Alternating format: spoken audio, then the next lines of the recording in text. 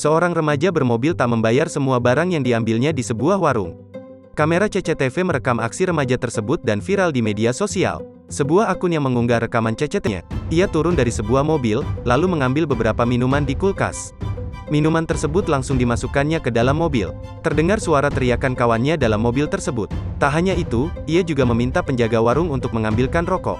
Pemuda tersebut nampak menunggu sambil memperhatikan penjaga kios. Hingga akhirnya setelah semua barang yang dimintanya datang, pemuda tersebut hendak mengambil uangnya. Mendengar kembali teriakan temannya, pria tersebut langsung menuju mobil.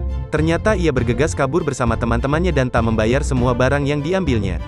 Pada keterangan dituliskan pengunggah, pemuda bersama teman-temannya tersebut diminta untuk kembali dan membayar semua barang yang diambil sebelum lari.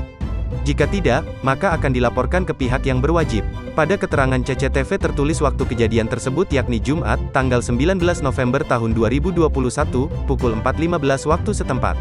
Belum diketahui pasti di mana lokasi kejadian tersebut. Unggahan itu menuai respon beragam dari warganet.